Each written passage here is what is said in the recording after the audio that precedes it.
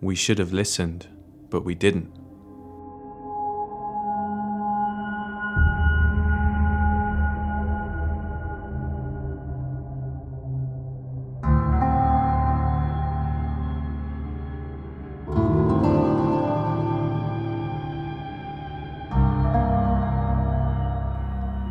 The world kept getting hotter.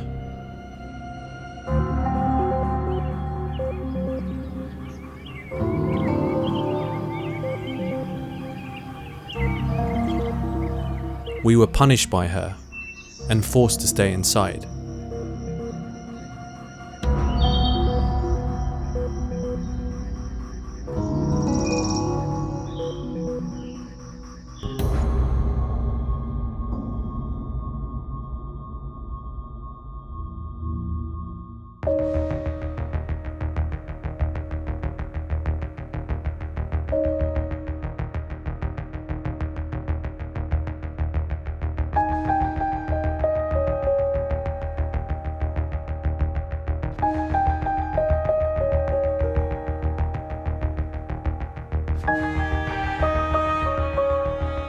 In this film, we speak to people locked down inside their homes.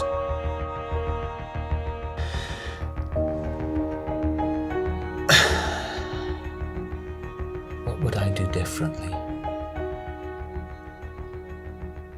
I'd live outside, I think. I'd live immersed in nature, not shut away from it at all. I would want to live as deeply connected to nature as I possibly could, because I'm realizing now that I feel as if I'm drying up on the inside without that connection.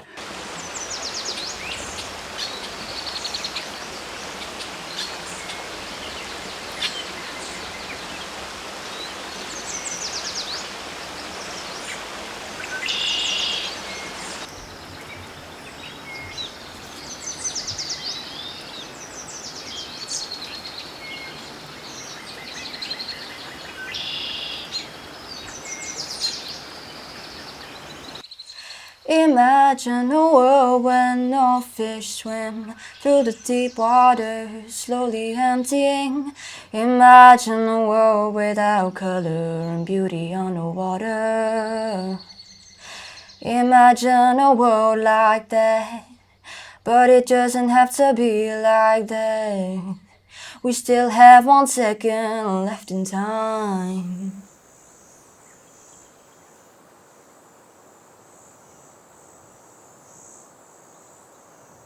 I did listen to the scientists, but I think that the majority of people don't.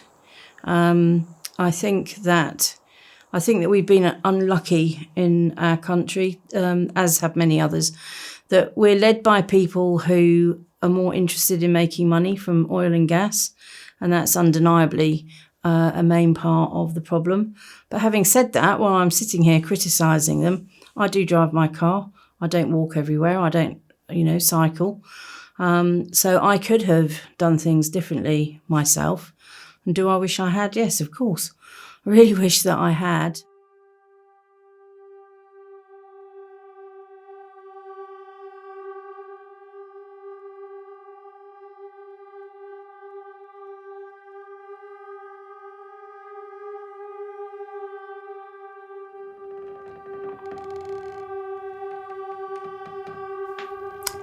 Yeah, nature.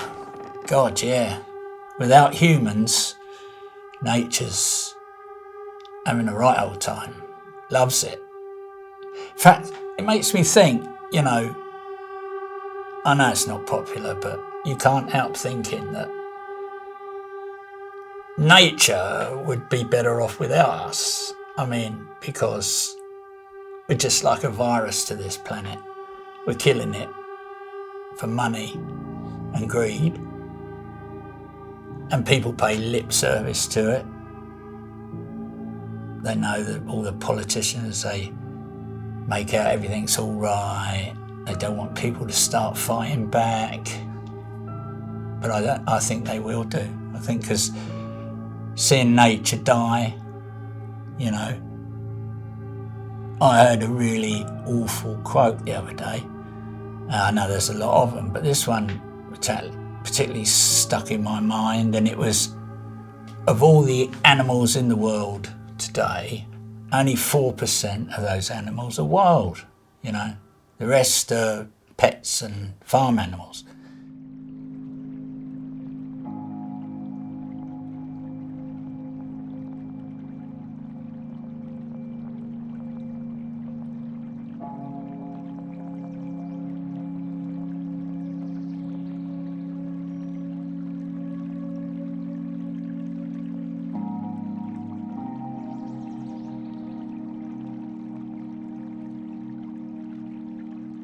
I miss being able to walk through a woodland, to feel the rain, to see the raindrops dancing off the leaves, to hear the birds of prey flying between branches. Trees are everything, and trees outlast us with age and wisdom.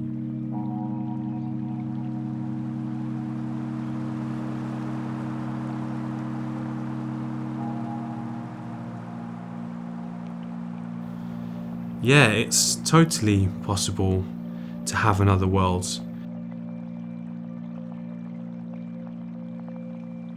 What's happening to us now, being forced to, be inside our homes, and for there not to be cars on the road and pollution, that is a whole other world. We're living in other worlds, which is super possible at the moment. But I just fear that, once all the numbers go down from this pandemic and who's been infected and it's kind of safer to go outside, then we're going to go back to the world that we knew before, and the roads are going to get busy again, the pollution's going to go up, the summers are going to carry on getting hotter, and something like this is going to happen all over again, but probably worse.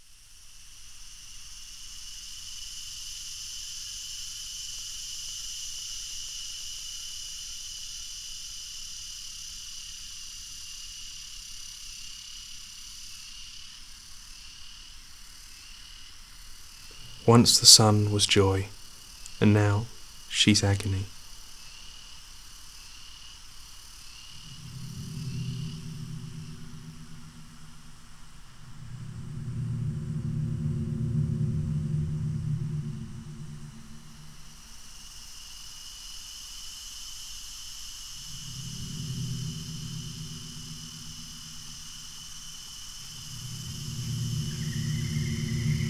Domination lasts for a while, but then it splinters apart because it can't hold itself together in the same way.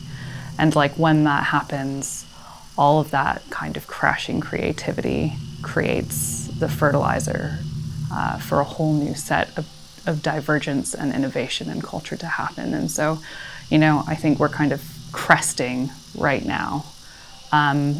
And hopefully having cleared that, monolithic domination will create enough cracks for those thoughts to kind of come to the surface. It'll create enough uncertainty that people are no longer speaking so much and listening more. And for us to kind of find out in this new space that we're entering into what works differently from what might have worked before.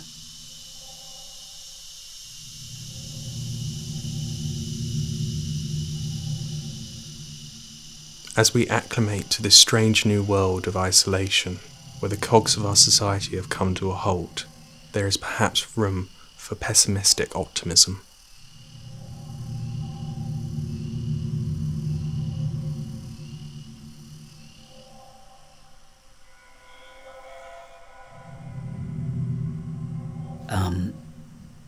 It looks desolate out there, but it feels as desolate inside, because so much of the connection that makes life worth living, that all of those interactions, those little interactions that are important energy exchanges throughout a day are gone. And whether that's with a person or, the sound of the birds. I used to sit and really feel the sound of the birds just in the park or in the woods. Now none of that is there anymore, and it's a strange and sad world.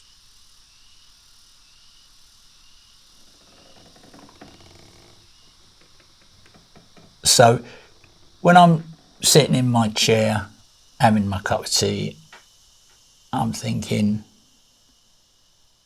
who let this happen?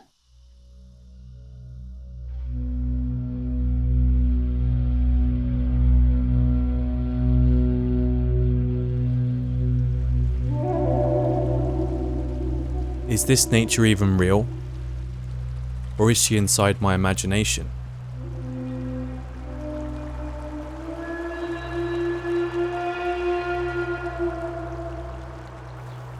What I do hear is I hear the birds a lot clearer.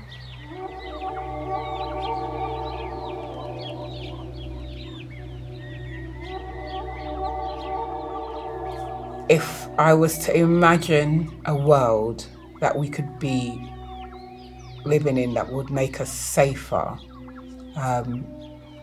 it would be to appreciate what you had immediately around you.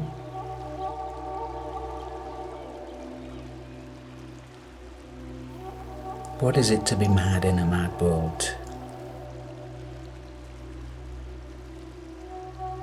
As I become more immersed in my inner landscape, it takes up more space and I'm withdrawing from the outer landscape.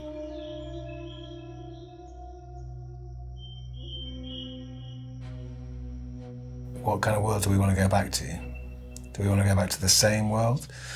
The same shit where we're just running around, chasing time, chasing money, chasing things that don't even really make us happy?